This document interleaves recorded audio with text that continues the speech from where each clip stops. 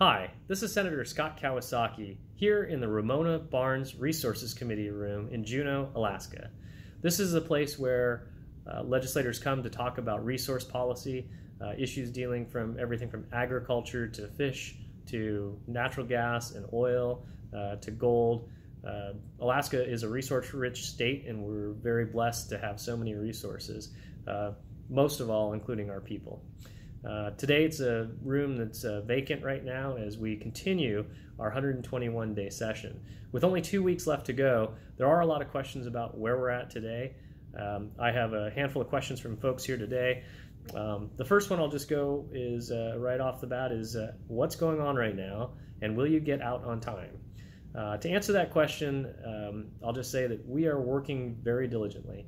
The House Finance Committee was meeting early this morning at 8. The Senate floor came on at about 10 o'clock this morning. There's a lot of meetings going on between the Judiciary Committee, State Affairs Committee, and the Finance Committee. And last night, I know the House Finance Committee adjourned probably close to 8 or 9 at night. So folks are pulling in 12, 14, 16-hour days in order to complete our goal, and that is to get out on 121 days. I think that we can do it. We are challenged with a couple issues that remain on the table. First of all is the budget. Secondly is the permanent fund dividend. And third is crime. I'll take each of those as they come. First, a question came to us: what happened with the Dunleavy budget that devastates the University of Alaska Fairbanks and K-12? Well, I can tell you I'm very proud that the Senate actually increased the budget for the University of Alaska system by roughly $10 million over what the House had proposed.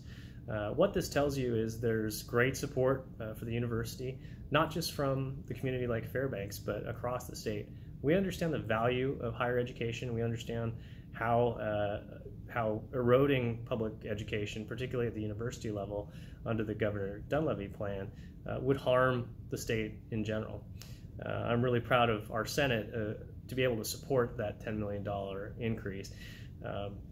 On K-12, both the House and the Senate supported the base student allocation, the very minimum.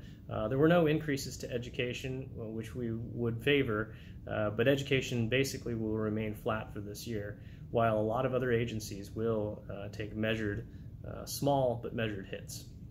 I can tell you that now the Senate and House will meet together in what's called a conference committee. It will typically have 3 members, both from the Senate leadership and 3 members from the House leadership, particularly focused on budget issues. Those 6 members will sit in a room much like this, and they'll hammer out compromises. So if one budget was at this level and the other budget was at this level, they'll try and meet somewhere in the middle. Or what will happen is they can say, this is a really high priority, but these are less priorities within our chamber, and come to a compromise there. The budget numbers probably won't change as much, but there is a lot of room for wiggle room as far as the policy level goes. So we shall see what happens here in the next week and a half as that process continues. There's another question dealing specifically with the crime legislation and where that's been. As you probably followed, if you followed gavel to gavel or listened to other legislators speak, the current crime legislation is all the way in the finance committees of both houses, and they are listening to them. And actually, as I speak, the Senate Finance Committee is taking up one of the larger bills, Senate Bill 32, from the governor dealing with sentencing provisions and the criminal justice system. This is a bill that I was able to hear back in January and February. We were able to, I believe, refine that bill, make it a better bill, and then release it to the next committee of referral. Each of those bills goes both through the Senate, the State Affairs Committees on both houses, the Judiciary Committees on both houses, and then on to the Finance Committee where they delve through the numbers. There are implications with making any kind of policy here. I'll just say, for instance, is when we talked about changes to the correctional system.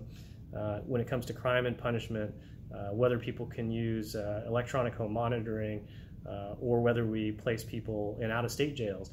There was a lot of discussion on how much that would cost, whether it was the right thing to do, and whether it would ensure that we have a better correctional and criminal justice system going on in the future. Those discussions are now elevated to the level where we were talking about the numbers. In the Department of Corrections, Senate Bill 32 would probably cost the state roughly $40 million more next year than it does this year. And that's from changing a few policies that impact the criminal justice system, folks who are incarcerated, and folks that are leaving the jail system to become citizens in the state. So it's an important topic, and we're not one to take it lightly or just rubber stamp anything that the governor proposes. So we're looking at making ways to refine it, make it a better process so that Alaskans can feel safe in their homes, safe in their streets, that they can sleep soundly, and that folks can feel like their schools are safe, and the things that are happening in the lower 48 are not going to happen up here in Fairbanks. So this is about 15 days prior to the end of the legislative session. We're hoping again for a swift adjournment. You know, and if there are other pieces of legislation that you're tracking or that you're interested in, if there's other budget issues that you're interested in, please contact my office. My office number is 456-7423, 456-7423. And as always, you can email me, you can send me a message through Facebook, or you can send snail mail, you can send a fax. I like to keep my doors open to the public while we're here, especially dealing with these very challenging topics. Once again, this is Senator Scott Kawasaki ringing in to you from the Ramona Barnes Resources Room right here in Juneau, the Alaska State Capitol. Thank you, and have a good day.